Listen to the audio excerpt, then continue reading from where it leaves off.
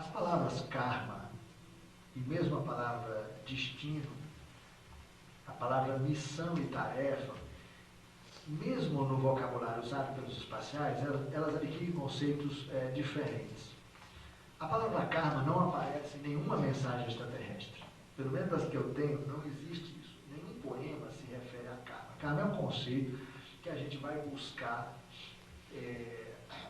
nos budismos atuais, né? Basicamente entra no Ocidente através da teosofia, e que fala de karma bom e karma ruim. Né? Karma bom, quando você vivencia uma experiência, vamos dar um exemplo, a gente compreender o nosso karma bom, é muito interessante. Vamos supor que você faça resgate um karma ruim numa outra vida, e você depois, numa outra vida, numa segunda encarnação, você vai para o outro lado da questão para vivenciar como é agradável você ter sido objeto de uma ação boa de terceiros. Isto é, você vai sofrer o lado positivo da solução de uma questão. Isso é o que chama de karma bom. Quando você vai experimentar aquilo que você proporcionou de bom para uma outra pessoa, quando você teve que resgatar o seu karma mal. Então, do outro lado, você vai ser objeto de um reparo. Como é bom.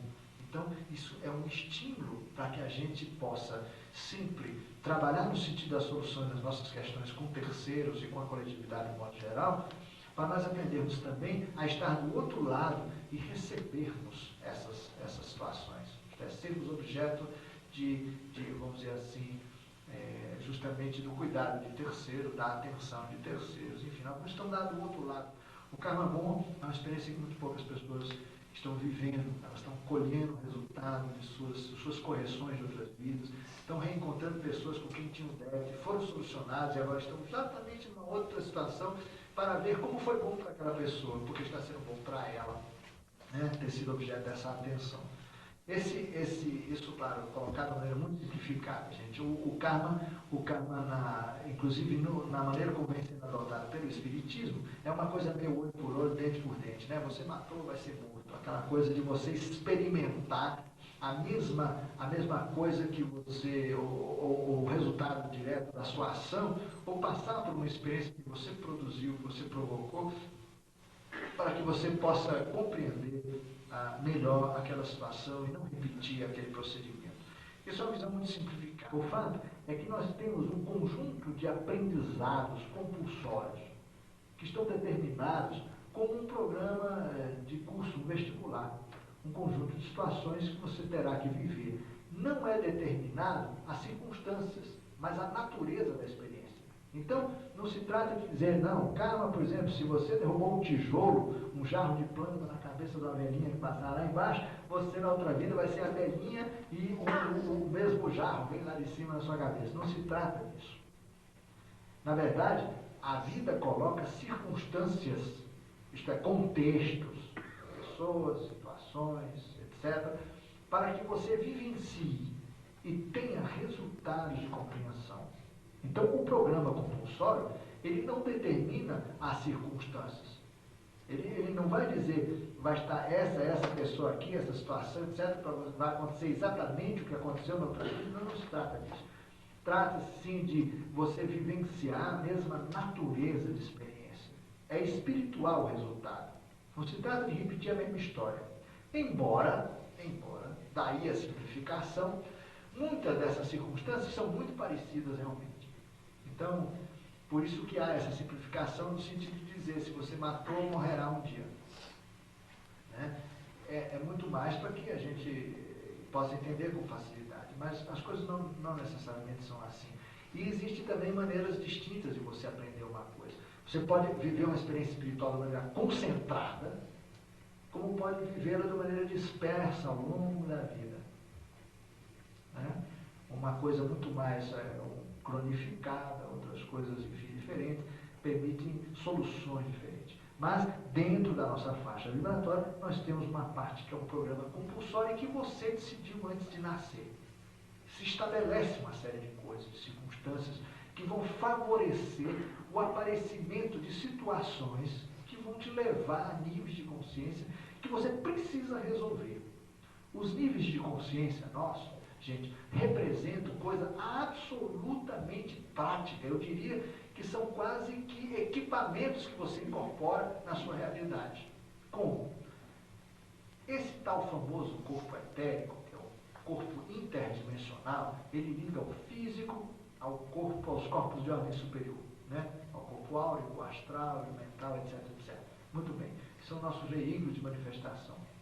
Esse corpo, ele tem uma estrutura, como eu disse, extremamente complexa. Ele também é chamado, na moderna linha da psicotrônica, de corpo eletrônico, usando um termo que até é bastante adequado, na medida em que ele tem mesmo estruturas lógicas de circuitos, que não são bem parecidos com a nossa eletrônica, que é uma eletrônica linear, mas não deixa de ser uma espécie de uma eletrônica, porque os sistemas que funciona concentricamente, como se fosse uma cebola, né, com muitas camadas, eles produzem, eles administram informações, como eu disse, que vêm de dentro para fora, como de fora para dentro, censuram, compartimentam informações que não podem ser absorvidas, fazem adequação de vocabulário, de estruturas de cultura, para a pessoa compreender coisa que de outra maneira ela não compreenderia ou não aceitaria, faz adequações desse tipo. Esse corpo, ele necessita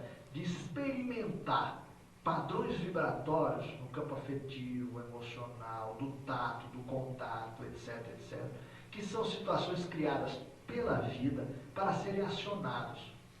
Então, eu costumo usar uma figura da veneziana. Vocês conhecem esses ventiladores que tem um monte de quadradinhos, cada quadradinho com uma veneziana, que você muda de posição para dirigir os fluxos de ar.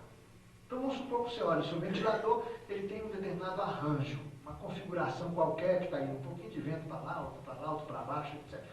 Você chega lá e muda aquela configuração, pega um dos quadradinhos e muda de posição, muda o outro, você vai obter um resultado de ventilação diferente. Muito bem. Quando você sai de Belo Horizonte e chega, toma um banho de cachoeira lá na Serra do Cipó, nas nascentes do São Francisco, o que aconteceu com o seu corpo etéreo? Você pegou uma dessas ventoinhas e mudou de posição.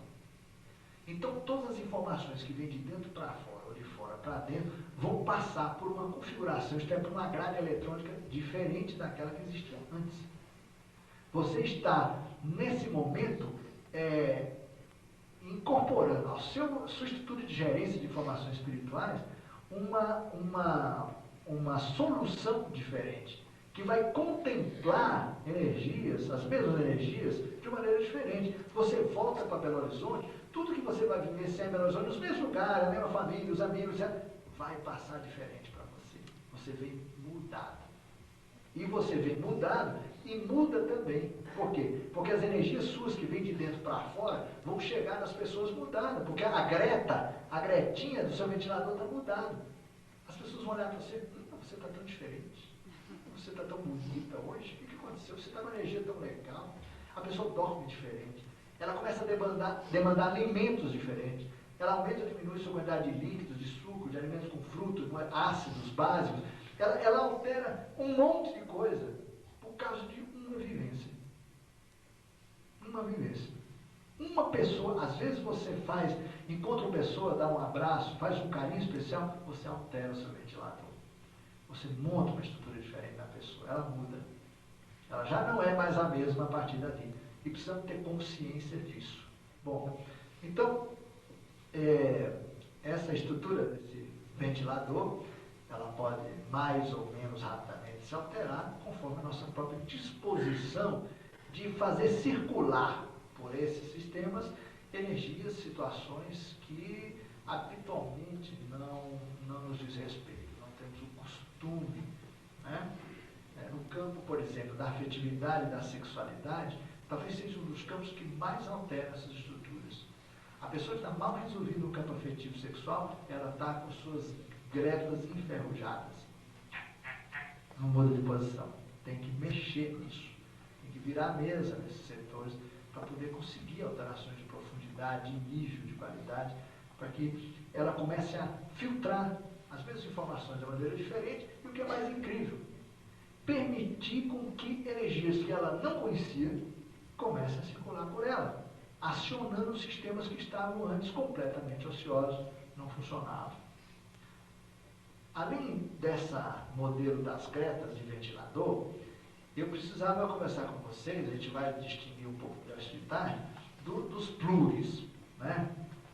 Vocês estão acostumados a esses sistemas de plugs de computador, que ele tem uma configuração específica. Você não consegue ligar, por exemplo, a tomada de pino de uma impressora num local no computador que também é cheio de pininho, mas não combina, né? Os furinhos não combinam com os pinos. Então, nós temos nos nossos circuitos etéricos, nós temos também grades de pinos. A informação que nós recebemos, ela tem que passar para a gente, através da estrutura de plugs adequados. Não adianta nós queremos levar para dentro experiências para as quais nós não temos conectores. Então, é super importante que a gente desenvolva e que a gente saiba como o nosso sistema energético faz essas adequações de plugs, de plugagem, para que a gente possa transferir informações novas de fora para dentro, de dentro para fora, azeitando a máquina e construindo sistemas novos. Isso é um assunto que vamos trabalhar hoje de tarde, para mexer também no conceito de destino e da própria alteração do destino, né? Então, além da configuração de Greta, que formula e que censura essas informações, nós precisamos estar com a informação formatada da maneira adequada, porque senão, se os caminhos de transferência não estão com os plugs adequados, essa conexão não é feita. E existem pessoas que têm desenvolvido circuitos que armazenam elementos para depois. Outros não têm. Então, ao censurar uma informação que não combina com o seu padrão de entendimento, você rejeita, você perde a informação.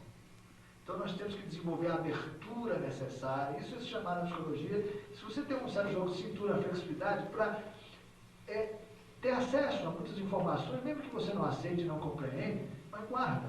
Um dia, quem sabe, você vai no seu banco e vai compreender que aquilo, puxa vida, de repente, agora começo a entender. Quantos livros a gente lê anos depois e fala, puxa, mas agora que eu comecei a fazer uma leitura desse livro realmente.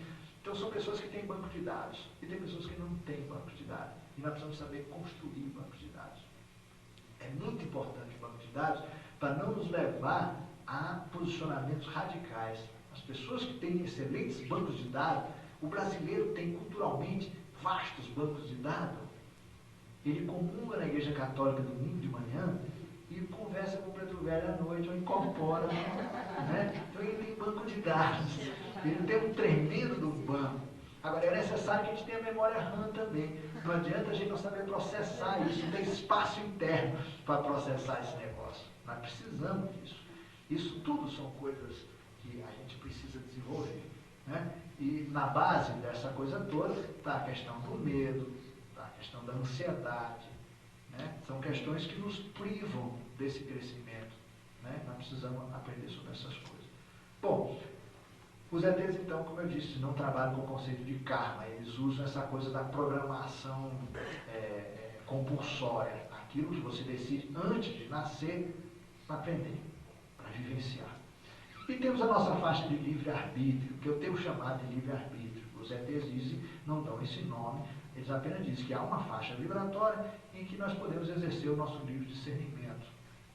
Agora, em todas as atitudes da vida, em função de uma lei universal, causa e efeito, nós colhemos os resultados de nossas atitudes, não como uma punição do sistema, mas que, evidentemente, é muito fácil de compreender que as nossas atitudes alteram padrões de comportamento de terceiro, ou mesmo situações físicas. Se você joga um jarro para cima e fica esperando, a lei da gravidade garante que o jarro vem na sua cabeça.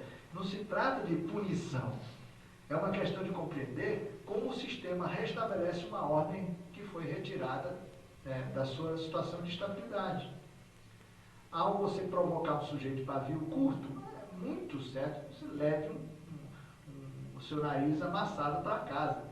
Isso não se trata absolutamente de uma punição do sistema, mas é uma atitude sua que teve uma resposta naquele nível. Existem essas correlações de força, né? Se você está diante de um indivíduo que não tem certas compreensões e você tem uma atitude inadequada em relação a ele, você tem o nariz entortada.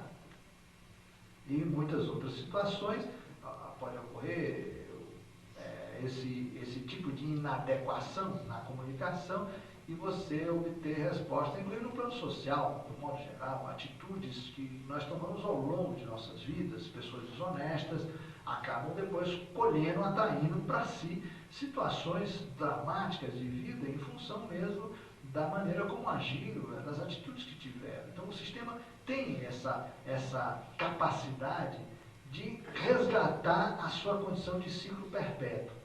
E isso é importante nós compreendermos. Então qualquer atitude que de alguma forma fira essa estrutura, ela se recoloca no lugar. É uma onda, que aquilo que os ETs chamam de ada. O ciclo se repete, se reconstrói em circunstâncias, existem esses ciclos. E se você tem qualquer atitude dentro desse sistema de coisas, esse sistema procura de alguma forma fazer enquadrar a sua atitude. Então, como é que nós podemos ter atitudes dármicas, missionárias, que o sistema aceite e incorpore e se altere em função disso?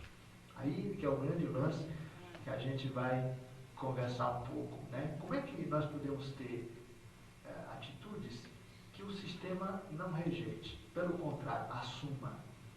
Como? Essa é a grande pergunta, que está relacionada com as questões básicas do nosso tema, que a gente vive se perguntando: mas para quê? Qual é o sentido da vida? Qual é a minha missão? Como é que eu descubro minha missão?